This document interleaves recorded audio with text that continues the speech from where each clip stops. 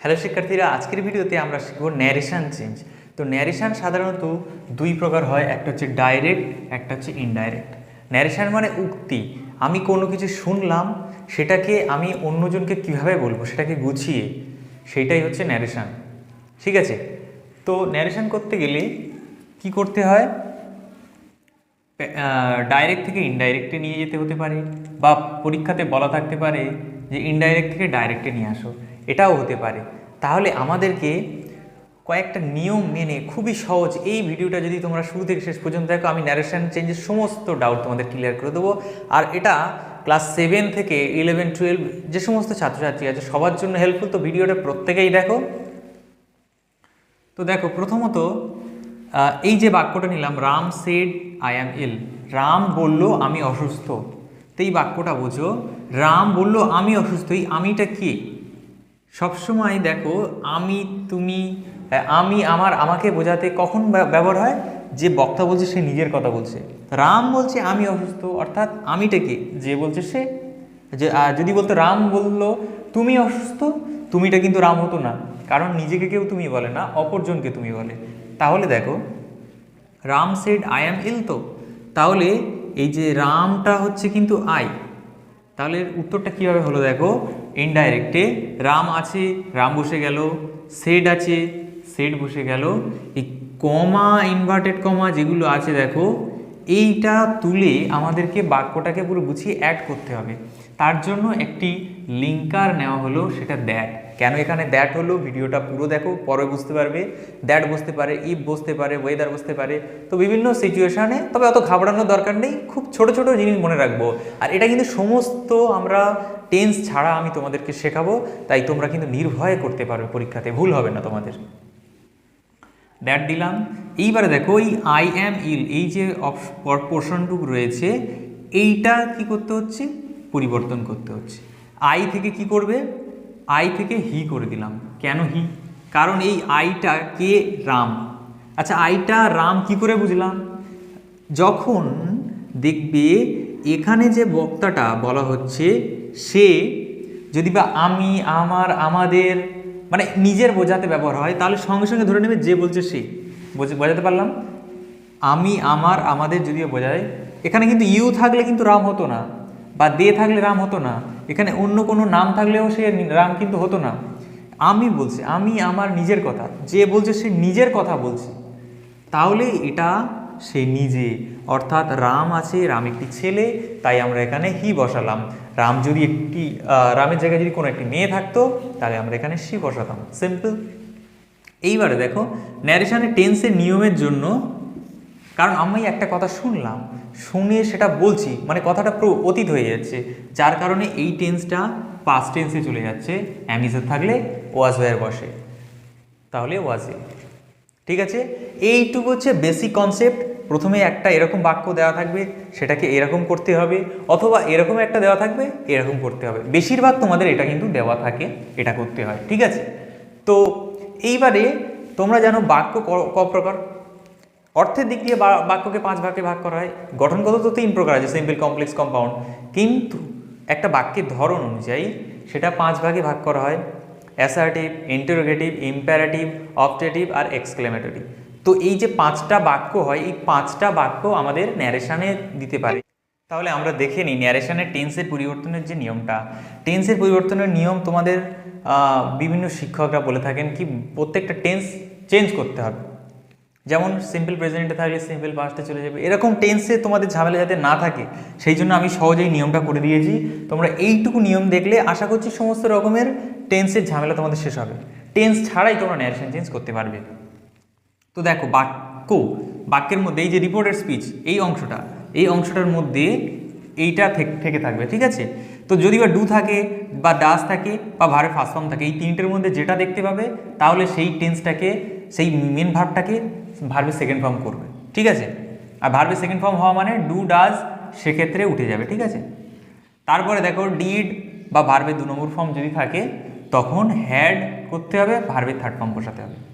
মানে ভার্বের 2 নম্বর ফর্ম দেখলে সেটা ভার্বের 3 নম্বর ফর্ম করতে হবে। আর তোমরা জানো ভার্বের 3 নম্বর ফর্মের আগে হ্যাভ ভার্ব বসে। তারপরে দেখো অ্যামিজার যদি দেখো ওয়াজ ওয়্যার করে দেবে, এটা কিসের নিয়ম? তাহলে প্রেজেন্ট কন্টিনিউয়াস থাকলে পাস্ট কন্টিনিউয়াস হয়ে যাবে। হ্যাভ হ্যাজ থাকলে হ্যাড করে দেবে, কিন্তু হ্যাড যদি বা থাকে এই হ্যাডের কোনো পরিবর্তন হবে না, এটা কিন্তু তোমরা মনে রাখবে।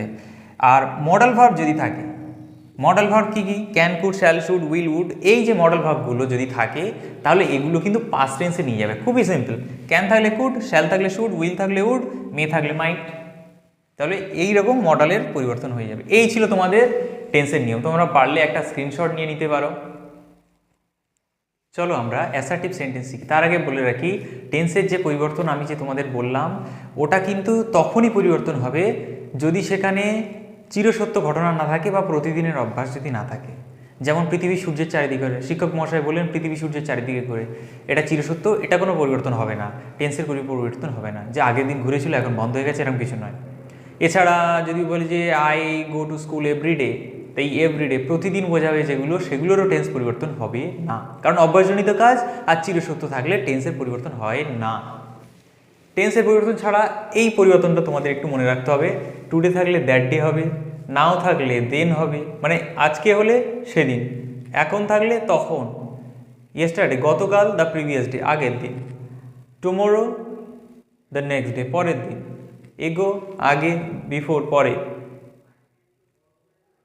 কাম, কাম থাকলে কিছু কিছু ক্ষেত্রে এরকম বহু পরিবর্তন আছে। তো তোমরা একটু মনে রাখো, এইটা সাধারণত সচরাচর সবসময় ব্যবহার হয় এগুলো। তো এই আমি কয়েকটা এক্সাম্পল দিয়ে বোঝাচ্ছি। তোমাদের ন্যারেশনের যে প্রথমটা সেটা হচ্ছে অ্যাসার্টিভ সেন্টেন্স। তোমরা জানো 5টা বাক্য, তাহলে ন্যারেশনও 5 রকমভাবে করা যেতে পারে। অ্যাসার্টিভ বর্ণনামূলক বাক্য কী হয়? যে বাক্য সাধারণ কোনো কিছু ঘটনা বলা থাকে, কোনো কিছু করা, সেখানে জিজ্ঞাসা করছে না, কোশ্চেন থাকবে না, সেখানে আবেগ থাকবে না, কোনো কিছু থাকবে না, সাধারণ বাক্য। যেমন রাহুল বললো আমি ফুটবল খেলছি, Rahul said I am playing football. তা তোমরা জানো যে এইটুকু অংশে যা থাকবে তাই বসে যাবে, শুধু সেট টু থাকলে টোল্ড হচ্ছে, সেট থাকলে সেট বসে যায়, সে থাকলে টেল হবে, আর শেষ থাকলে টেলস হবে। তাহলে রাহুল সেড। তাছাড়াও তবু তোমাদের কোনো ডাউট থাকলে তোমরা কমেন্টে অবশ্যই জিজ্ঞাসা করো। কমা ইনভার্টেড কমা তুলে কিন্তু এই অ্যাসার্টিভ সেন্টেন্সের ক্ষেত্রে দ্যাট বসাবো আমরা। তাহলে দ্যাট, আইটাকে একটু আগে তোমাদের বুঝেছিলাম, আমি আমার আমাদের বোঝালে রিপোর্টিং ভার্বের যে বক্তাটা, সাবজেক্ট হচ্ছে এই রাহুলটা, সে বলছে কি আমি খেলছি, অর্থাৎ আমিটাকে সেই রাহুল নিজেই। তাহলে রাহুলের আমির জায়গায় তুলে রাহুল বসাবো। তাহলে রাহুল ছেলে, তাহলে হি হবে। অ্যামিজার থাকলে কি হবে? অ্যামিজার থাকলে একটু আগে ছকে তোমাদের টেন্সের ছকে দিলাম যে অ্যামিজার থাকলে ওয়াজ ওয়্যার হয়ে যাবে। তাহলে হির পরে ওয়াজ বসে না ওয়্যার বসে? ওয়াজ বসে, হি ওয়াজ। তারপরে প্লেয়িং ফুটবল যেমন আছে তেমন বসে যাবে, এইটার কোনো রূপ পরিবর্তন হবে না। এতটাই সিম্পল ছিল, তোমরা শুধু একটু মনোযোগ দাও। Ram said to me you have taken my pen, আশা করি এটাও পারবে। রাম বলল আমাকে, এখানে দেখো আবার সেড টু ব্যবহার হয়েছে, তাহলে রাম আছে রাম বসিয়ে দিলাম, সেড টু পরিবর্তে কী বসবে? টোল্ড বসবে, টোল্ড বসিয়ে দিলাম। মি আছে মি বসিয়ে দিলাম। এখানে শুধু সেড টু থাকলে সেড টু এই যে ভার্বটার পরিবর্তন হতে পারে, বাকি কিন্তু সাবজেক্ট অবজেক্টের কোনো পরিবর্তন হবে না। তাহলে রাম টোল্ড মি, কমা তুলে কী দেবো? দ্যাট দেবো অবশ্যই। এবার তুমি বলো ইউটা কি রাম না মি?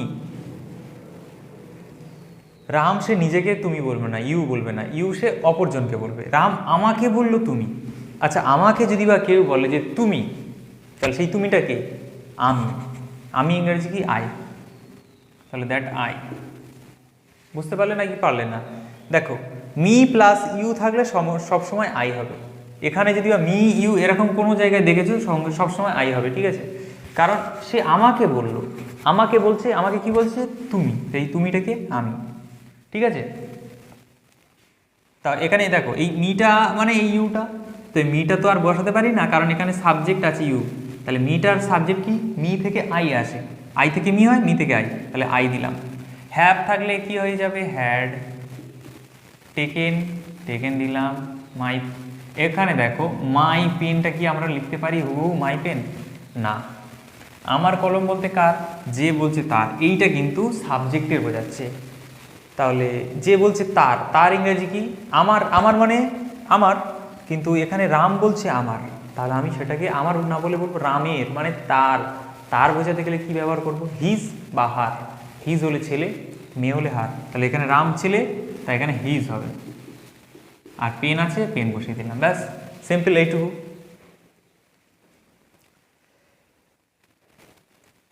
এরপরে দেখো, এই বাক্যটা আশা করি তোমরা নিজেরা করবে, এটা তোমাদের কাজ দিলাম, কমেন্টে লিখে জানাও। Sujoy said my father bought the pen from Delhi.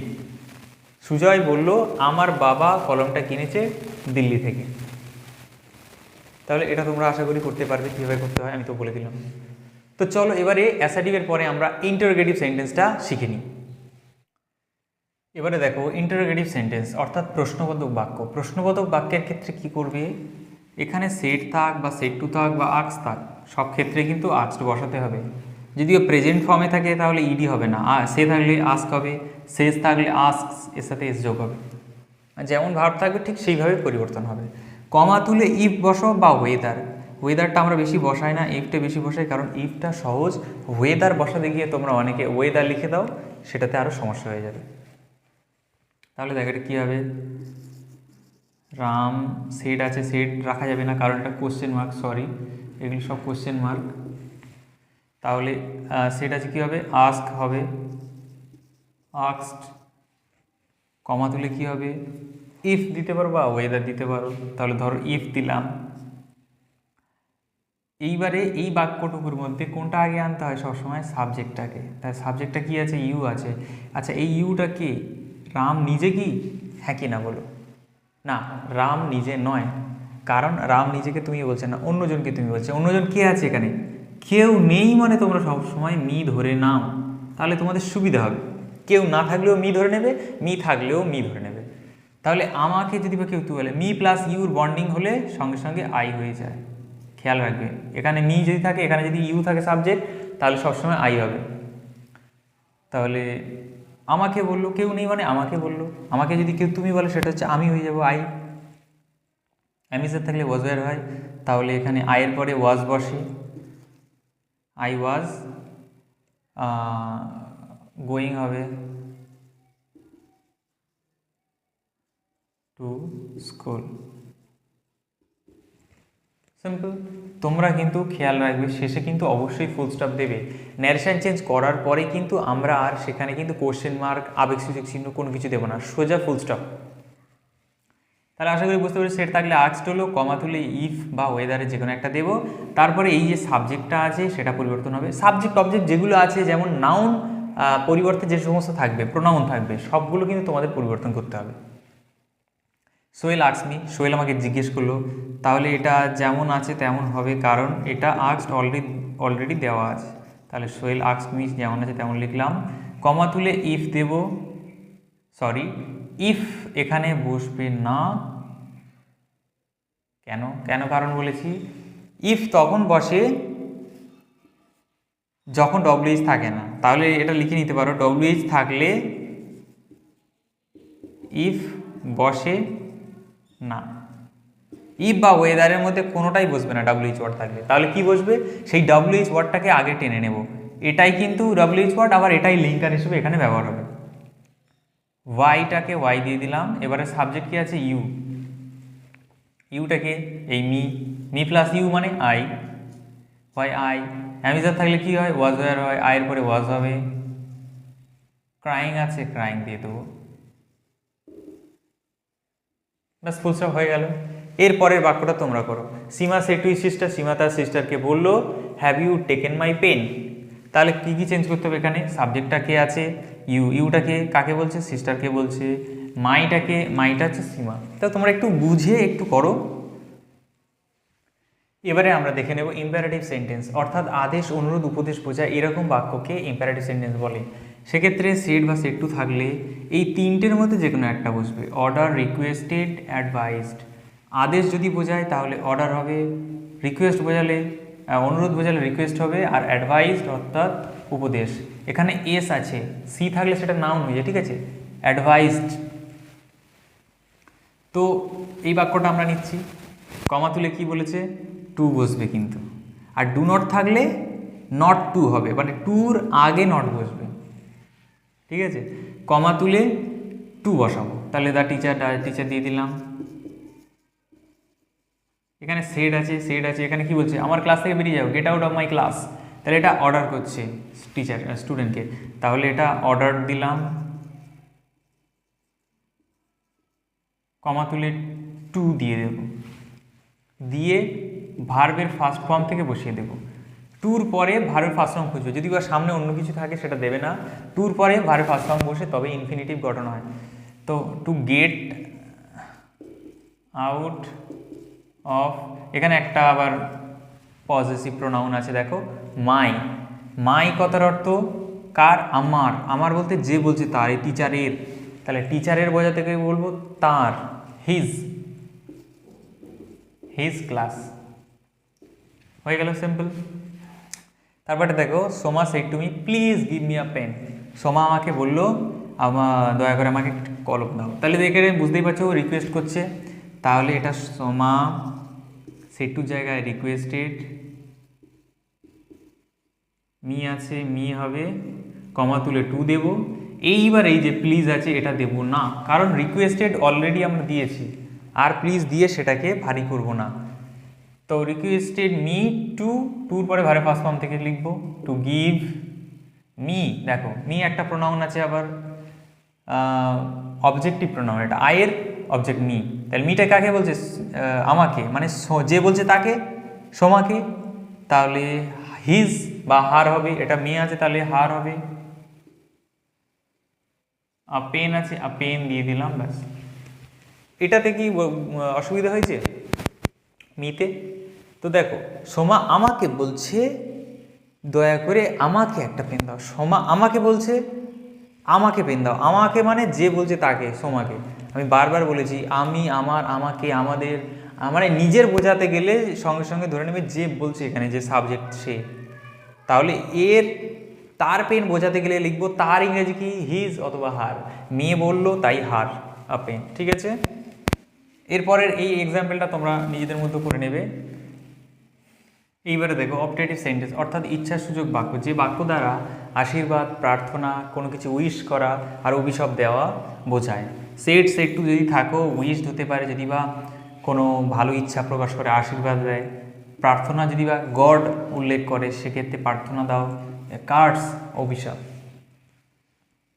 তো দেখো the man said may God bless you, লোকটি বলল ভগবান তোমার মঙ্গল করুন, তাহলে এটা কি হবে, এটা অবশ্যই প্রার্থনা করছে, এটা প্রেয়ারও দিতে পারো, উইশ দিয়েও করা যায়, তবে গড যখন থাকবে ডাইরেক্ট প্রে দেওয়াটাই ভালো। দ্য ম্যান প্রেড, PRAYED, কমা তুলে কিন্তু দ্যাট হবে, আমি তোমাদের এখানে লিখেও দিয়েছি, কমা তুলে দ্যাট বসবে। সাবজেক্ট কি আছে, গড, তাহলে গড লিখবো। মে থাকলে কি হবে, মাইট হবে, গড মাইট ব্লেস। ইউ থাকলে কি হবে, মি।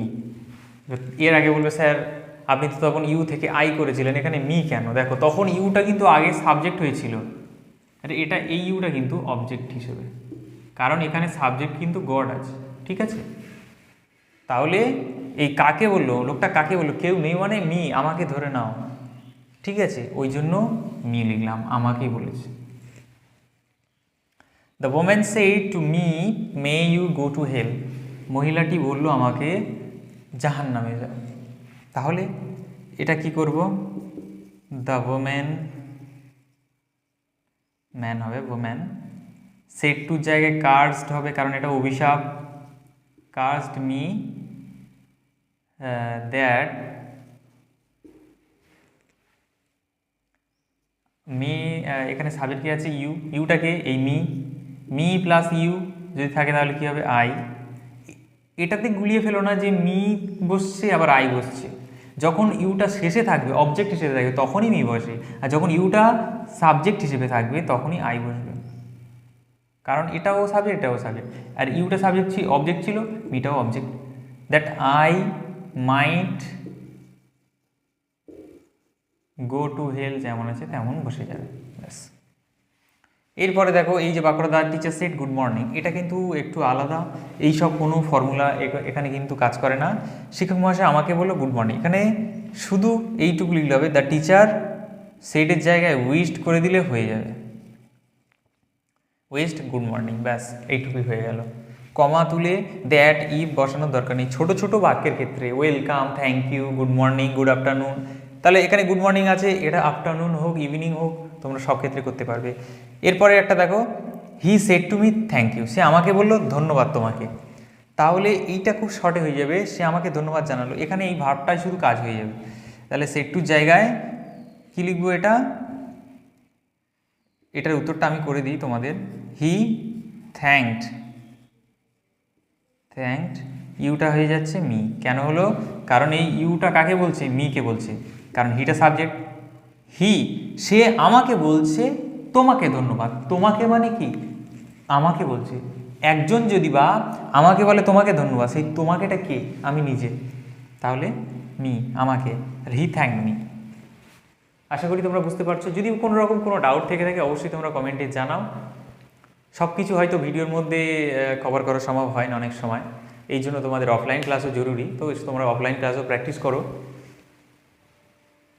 তো চলো নেক্সট পার্ট, এক্সক্লেমেটরি সেন্টেন্স অর্থাৎ আবেগসূচক চিহ্ন বাক্য। যে বাক্যতে দেখবে আবেগসূচক চিহ্ন থাকবে সেই সমস্ত বাক্যের ক্ষেত্রে কি করবে? সেড বা সেড টু থাকলে এক্সক্লেমটা অবশ্যই বসাবে। এবার উইথ জয় যদি বা আনন্দ বোঝায় তাহলে আনন্দ, যদি বোঝায় জয়, দুঃখ বোঝালে সরো, আর অবাক হয়ে গেলে কোনো কিছু সেক্ষেত্রে আমরা ওয়ান্ডার দেব। দ্য বয় সেড, তাহলে এই অ্যান্সারটা কী হবে? দ্য বয় এক্সক্লেমড উইথ, এখানে দেখো বলছে hurray I have found a gold chain, আরে আমি একটা সোনার চেন পেয়েছি। তাহলে এটা দেখো আনন্দের কথা বলছি, তাহলে এখানে জয় দেব, JOY জয়। এবারে কমা তুলে কি দেব? কমা তুলে দ্যাট। আইটাকে অবশ্যই তোমরা জানো কি হবে? যে বলছে সে, কে? দ্য বয়, ছেলে, তাহলে হি হবে। হ্যাভ থাকলে হ্যাড হয়ে যায়, তারপর যা আছে তাই। শুধু দেখবে যে প্রোনাউন যদি বা থাকে সেই প্রোনাউনটার পরিবর্তন ঘটবে। The man said alas I lost my purse, লোকটা বলল হায় আমি আমার পার্সটা হারিয়ে ফেলেছি। দ্য ম্যান সেড আছে, তাহলে এটা কি হবে? এক্সক্লেমড উইথ সরো হবে, কারণ এটা দুঃখে বলছে, তাহলে এক্সক্লেমড উইথ সরো। তারপরে কি হয়? কমা তুলে দ্যাট দেব।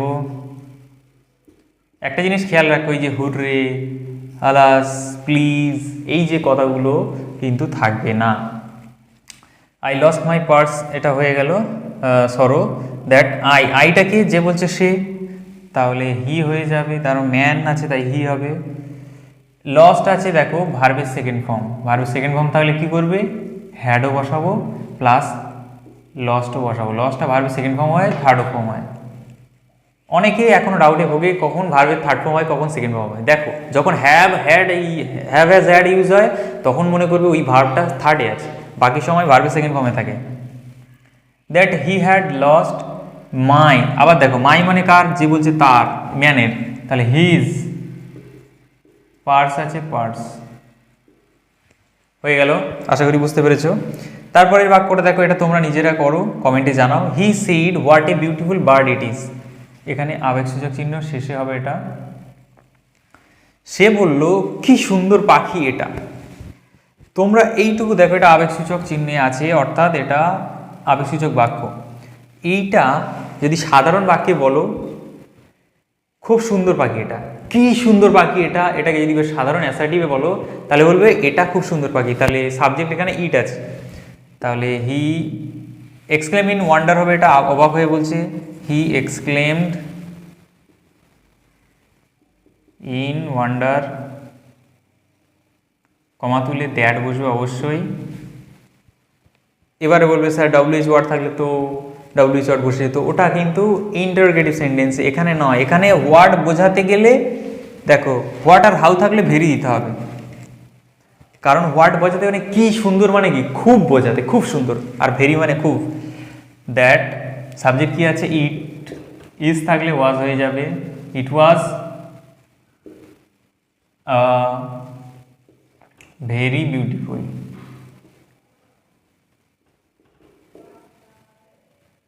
বার্ড।